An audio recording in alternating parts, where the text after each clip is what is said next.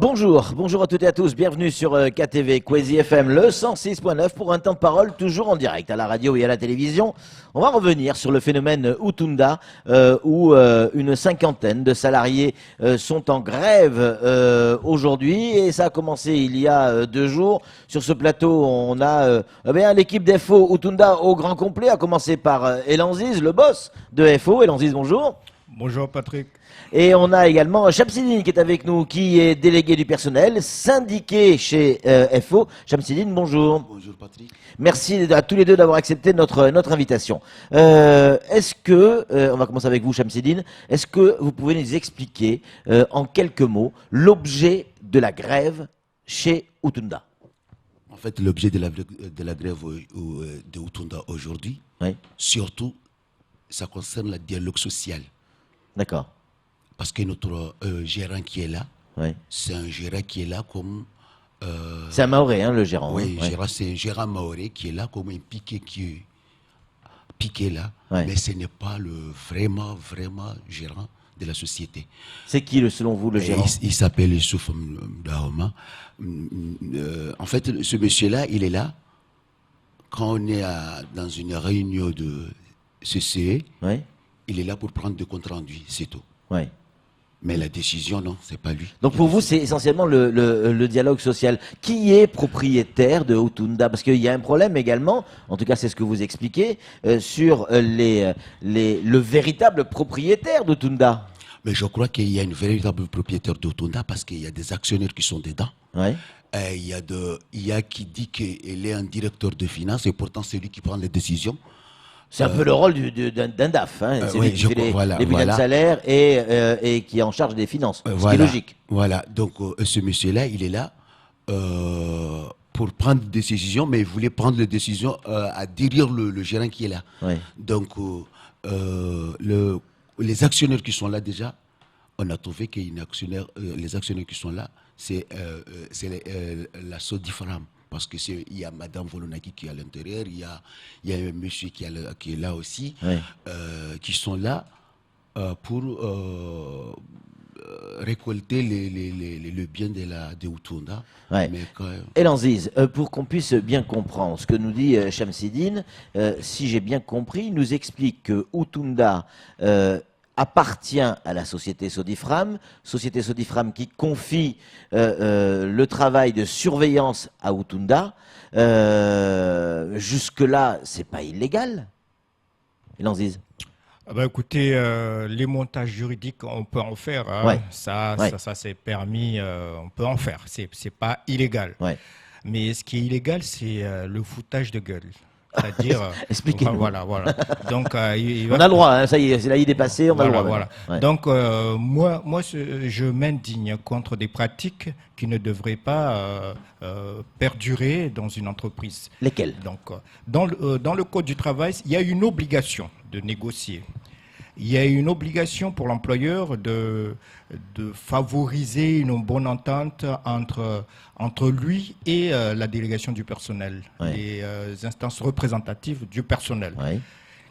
Ce n'est pas le cas parce qu'aujourd'hui, on n'est pas en face de l'employeur puisque l'employeur n'est pas identifié en tant que tel. Mais vous avez Donc, un gérant on a un gérant, mais je dirais c'est un gérant qui de paille. Pour vous, c'est un gérant de paille. Je ne sais pas s'il est de paille ou en béton, mais en tout cas, le gérant n'est pas le gérant. D'accord. Donc c'est ça le problématique qu'on a aujourd'hui. C'est qui le gérant? Parce que le gérant n'est pas le gérant. Donc nous voulons savoir c'est qui le gérant parce que dans le dialogue social, il faut qu'il y ait 2 partenaires, l'employeur et la délégation du personnel. Nous, on sait qui est délégué syndical. Hein? C'est M. Abidi qui est délégué syndical. Shamsidine. Hein. Voilà.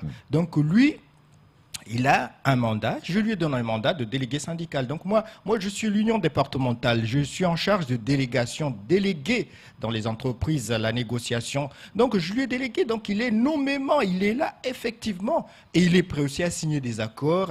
Tout ça, c'est déjà effectif et c'est la réalité. Alors, de l'autre côté, il n'y a pas cette réalité-là. De l'autre côté, on a un représentant de l'employeur qui ne prend aucune décision et quand il a le plaisir de prendre une décision, c'est une décision en l'air qui n'est pas suivie d'effet. C'est une décision qui ne sera jamais appliquée. Donc, nous, ici à l'Union départementale, nous sommes là pour veiller à ce que la négociation collective puisse trouver une effectivité. Donc aujourd'hui, la négociation collective, elle n'est pas effective. Donc aujourd'hui, il y a beaucoup de mesures tenant au salaire, tenant aux conditions de travail, tenant au contrat. Tout ça, ces mesures-là ne sont pas, à mon sens, ils ne sont pas respectés. C'est la raison pour laquelle il n'y a pas que ce problème-là que le gérant n'est pas le gérant. L'ennui, c'est qu'on a un gérant qui n'est pas en mesure de garantir des bonnes conditions de travail, qui n'est pas en mesure de garantir le paiement effectif des salaires, qui n'est pas en mesure de garantir un dialogue social serein. L'ambiance, elle est quasiment électrique. Je me suis entretenu avec le DAF, dont vous faites allusion, le directeur administratif et financier, et je lui ai effectivement évoqué les revendications des salariés, être payés autour du 5, avoir le 13e mois, arrêtez-moi si j'ai des bêtises, hein. En cas de retard de salaire, eh bien une majoration de 10%. Eh ben, c'est faux, c'est ce que vous avez réclamé. Il dit, c'est arrivé une seule fois où ils ont été payés le 15 et il y a eu une majoration de salaire de 10%, et qu'il est pour lui quasiment impossible, à la minute où on parle, de faire les bulletins de salaire avant le 5, parce que c'est un cabinet comptable extérieur. Ça, c'est faux ce qu'il disait là. Tout ça, c'est faux, selon vous. Ce qu'il disait. Ouais, c'est vrai, justifié. Le 13e mois, vous l'avez bien. Non, je vous donne mon bulletin de salaire, vous regardez si vous aurez le 13e mois dedans. Ah, parce qu'il nous a dit que vous touchez le 13e mois. J'ai mon bulletin de salaire là, je vous donne, vous allez regarder si le 13e mois. Moi, je crois tout le monde. Donc là, c'est déjà du mensonge qu'il disait. Moi, j'ai un témoignage pour ça. J'ai un témoignage pour ça. Et que s'il disait des trucs comme ça, c'est de faux. Déjà, on n'est même pas payé les 13 mois. On a négocié les 13 mois, c'était en 2014. On a fait l'échéance de 3 ans. À partir de là, on n'a jamais trouvé le 13e mois normal. C'est même pas 13e mois. C'est même pas 13e mois ce qu'ils nous payent. On avait des petits bons d'achat qu'on avait demandés. Ils ont tout supprimé. Alors, c'était des bons. Alors, on en a parlé également. Il me dit, ce sont des bons d'achat généralement pendant le Ramadan pour que les salariés qui travaillent au moment de la rupture du jeûne. Il disait mais vous le touchiez, ça. Il disait n'importe quoi. Allez-y voir les collègues qui sont là-bas de demander ces trucs-là. Si vous aurez. Tu sais pourquoi aujourd'hui je suis voté, j'étais délégué en 2010. Tu sais aujourd'hui pourquoi il m'a retourné là? C'est à cause de tout ce que j'avais demandé avant, c'était tout abandonné. Tout s'est sorti dans. Parce qu'il y avait une grève en 2014, si je dis pas de bêtises, qui réclamait grosso modo la même chose. Ça s'était calmé. Oui, non, la grève qu'on avait montée là, il a manipulé les personnels, il m'a chassé, il m'a supprimé comme délégué. Et le moment qu'il m'a supprimé, il a monté son délégué. Son délégué qui l'a monté, il n'a rien fait. Donc aujourd'hui, c'est la direction qui me l'a fait retourner sur le délégation d'Outunda aujourd'hui. Parce que c'est eux qui ont fait les politiques de moi. Tout ce que j'avais mis à l'intérieur de la société, ils ont tout supprimé. Ils sont tous supprimés.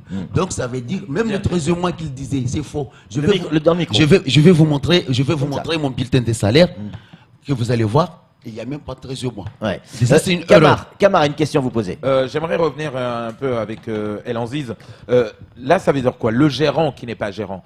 Ces personnes. Ah, c'est vous qui le dites, Camara. Il est gérant. Voilà, le gérant, enfin, c'est eux qui le disent. Qui le disent. Comment on embauche ces gens-là? Parce que on a envie de savoir. Aujourd'hui, quand il y a négociation, vous dites aujourd'hui, il faut 2 partenaires. Mais au moment d'embaucher aujourd'hui son personnel, il y a un contrat. Qui établit ce contrat? Qui négocie le salaire? Qui négocie les conditions? Parce que si c'est pas le gérant, c'est qui négocie? Et c'est qui établit les contrats? Écoutez, Camara, nous, ce qu'on sait, c'est qu'il y a l'employeur. L'employeur, c'est une société.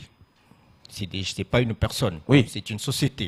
Et il y a l'assemblée des actionnaires qui, eux, peut décider de désigner un gérant et de désigner aussi un directeur ou même un DAF. Peu importe. Ce que nous, on veut, c'est qu'il y ait un représentant. Le représentant de l'employeur, s'il est nommément désigné et mandaté, il peut embaucher, il peut aller dans des négociations, il peut signer à la place de l'employeur. Sauf qu'il ne le fait pas. Donc aujourd'hui, les fonctions de gérant, on peut être gérant et ne rien signer. Ouais. L'assemblée des actionnaires peut faire de la sorte, c'est-à-dire peut désigner un gérant, mais ce gérant-là ne va rien signer. Mais encore faudrait-il que nous, les instances représentatives du personnel, on sache qui en définitive va signer. Peu importe que ce soit Mais le pourquoi gérant. c'est important pour vous? C'est là où il y a un truc qui m'échappe, je n'arrive pas à comprendre. Non mais Patrick, c'est important. Vous focalisez sur un point qui n'est pas une revendication salariale. Non mais c'est important parce que c'est une revendication salariale, parce que cette personne-là va garantir le paiement des salaires, va garantir un dialogue social serein, va garantir beaucoup de choses qui Et pour vous, tiennent le à des gérant qui est en revendications. place n'est pas en mesure de le faire. C'est ça que vous dites ou pas? Ouais. Ce gérant-là ne le fait pas. D'accord. c'est Donc la vous raison pensez pour qu'il y a laquelle quelqu'un d'autre qui le fait il n'y a personne qui le fait justement, Ah. Patrick. S'il y Et avait ça quelqu'un justifie, d'autre, hein. s'il y avait justifie. quelqu'un d'autre qui le faisait, nous serions quand même heureux de le savoir. Mais aujourd'hui, personne ne le fait. Qui paye le 13e mois? Personne. Qui garantit le dialogue social? Personne. Hein. Qui va négocier avec les instances représentatives du personnel et signer un document qui sera respecté? Ah ben personne. Bah, le DAF Donc a la aujourd'hui- possibilité de le faire dans une entreprise. Oui, encore faudrait-il, et je le répète, Patrick, Oui. qu'il soit dûment mandaté par l'Assemblée des actionnaires, les actionnaires majoritaires. Donc aujourd'hui, on nous cache, on nous dit pas qui est majoritaire, mais on le soupçonne, hein, on a un soupçon, hein, comme quoi c'est peut-être la Sodifram qui est actionnaire majoritaire, peut-être. Maintenant, il va falloir qu'ils viennent ici nous contredire, dire que les actionnaires majoritaires, c'est ceux-là. Mais en tout cas, l'Assemblée des actionnaires majoritaires cette assemblée doit dûment mandater une personne, que ce soit la DAF ou quelqu'un d'autre, hein, pour négocier et signer un document et respecter ce document-là. Parce qu'aujourd'hui, on a une personne qui va négocier, qui signe un document et qui ne le respecte jamais.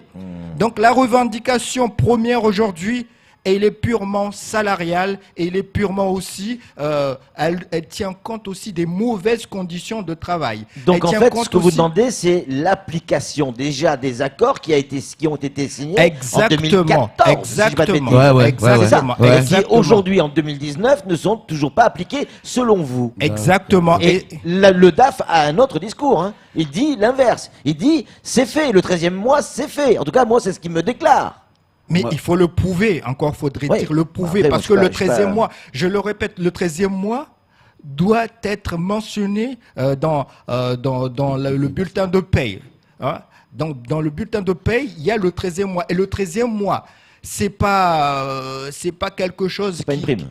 Non, mais c'est pas une prime. Et ça peut être, c'est une prime. Ouais. Mais le 13e mois, ce n'est pas de l'intéressement, ce n'est pas de la participation, c'est pas autre chose. Le 13e mois, c'est une gratification annuelle. C'est le fait qu'on soit inscrit aux effectifs et on soit resté toute l'année dans les effectifs, on reçoit le 13e mois. Donc, il n'y a pas de condition de bien travailler, de faire ça et ça et ça, ou de faire des heures supplémentaires et tout ça. La seule condition de cette gratification annuelle, c'est d'être inscrit dans les effectifs et d'être présent durant toute l'année. Ouais, Sinon, si on manque, par Je exemple, comprends. on a eu un congé sans solde de 2 mois, on sera payé au prorata. Hein, c'est-à-dire 10/12e. On enlève les 2 mois. Il n'y a pas d'autres conditions. Et si par hasard la DAF, il est en train de parler d'une prime conditionnée par autre chose et tout ça, il ne s'agit pas de 13e mois. Donc aujourd'hui, on ne doit pas aller prendre des primes qui existent compris. On a compris, depuis allons-y. longtemps et les masquer et dire que cette prime-là, c'est la 13e mois. On a 13e compris. mois, C'est une grosse entreprise, c'est devenu une belle entreprise, Utunda. On se souvient, moi ça fait 15 ans que je suis sur l'île, je me souviens du début de Utunda, il n'y avait pas 140 salariés comme aujourd'hui. C'est devenu une belle entreprise, grâce effectivement aux salariés, au travail qui a été fait des salariés, grâce à l'investissement des actionnaires, grâce aussi à la méthode de gestion. On ne progresse pas autant s'il n'y a pas eu j'allais dire, le travail de tout le monde, y compris les salariés, on est bien d'accord. Est-ce que vous n'êtes pas en train de scier la branche sur laquelle vous êtes assis?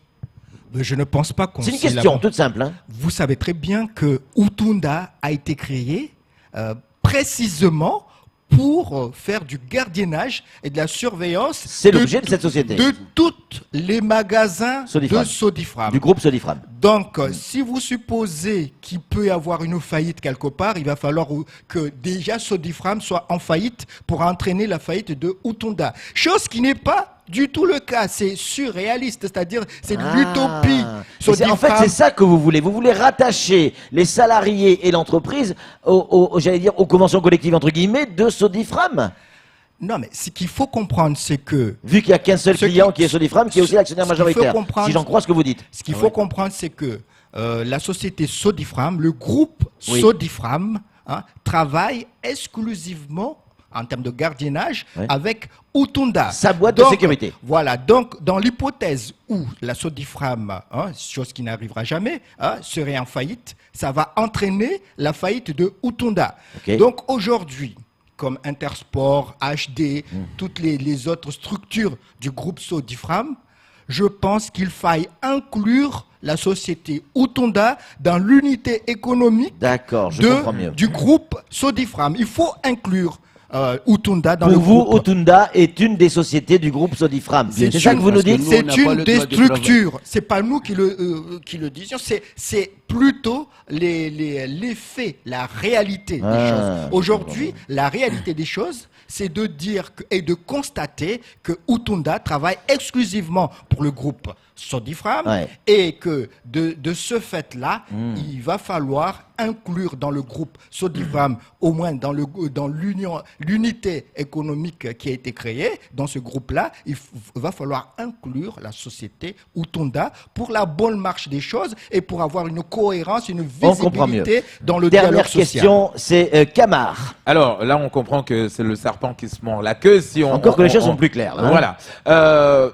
Quand on est dans ce cas de figure, El Anziz, qu'on ne connaît pas qui doit signer, qui doit mandater, qui est mandaté ou pas, est-ce que vous, en tant que formation syndicale, on ne fait pas intervenir la DIECT en disant, voilà, nous on veut signer, on veut un accord, on veut rédiger, on veut s'asseoir sur une table, sauf qu'il n'y a personne en face parce qu'on ne sait pas qui est qui. Est-ce que là, on ne peut pas faire intervenir la DIECT? Ah bah écoutez, la DIECT, elle n'est pas là pour arbitrer le dialogue social. Des fois, elle le fait.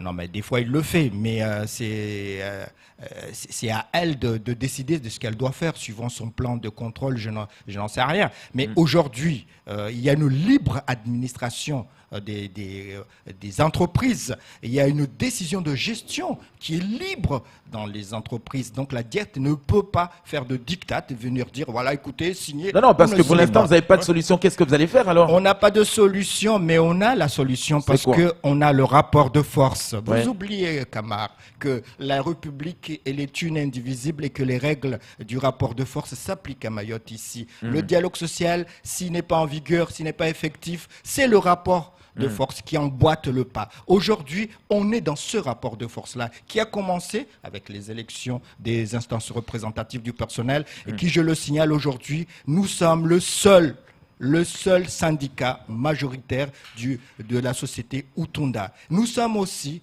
le syndicat majoritaire dans le groupe Sodifram. Ça veut dire quoi, on risque de voir des perturbations dans les autres sociétés du groupe Sodifram? Je ne peux pas préjuger de la suite parce qu'il va falloir laisser un peu les négociations s'établir et tout ça. Nous ne sommes pas là pour fabriquer des grèves. Nous sommes là pour faciliter le dialogue social. Quand le dialogue social ne marche pas, nous sommes obligés d'enclencher le rapport de force. Donc aujourd'hui, nous dire qu'il n'y a pas de solution, s'il y a des solutions, on peut toujours se retrouver autour d'une table et rechercher la solution. Et cette solution-là passe nécessairement par des personnes qui sont responsables et qui doivent, c'est-à-dire s'appliquer pour trouver ensemble un accord et le signer et le respecter. Donc je pense que les actionnaires qui nous écoutent aujourd'hui doivent prendre leurs responsabilités et laisser le gérant faire son boulot, laisser ce gérant-là, ça peut être ce même gérant-là, hein, c'est-à-dire s'exprimer, négocier, avoir un mandat pour signer, un mandat pour respecter les engagements. Et c'est ce message-là que je vais lancer à l'Assemblée des actionnaires, c'est de laisser le gérant faire son boulot, de ne pas tout le temps lui mettre les bâtons dans les roues, comme c'est le cas aujourd'hui. Merci beaucoup. Et le dernier message, moi, que je vais lancer, attention, on a une belle structure qui a bien évolué grâce aux salariés. Attention à tout le monde, que ce soit les actionnaires, les gérants, les salariés, les syndicats. Attention de ne pas tout casser. Vous avez une belle structure. 140 salariés, c'est pas rien. 140 salariés, c'est 140 familles et ça pèse sur Mayotte. Merci beaucoup, Elan Ziz. Merci, Chamseddine, d'être venu sur ce plateau et d'avoir répondu à nos questions. C'est tout pour ce temps de parole. Tout de suite, la suite de nos programmes.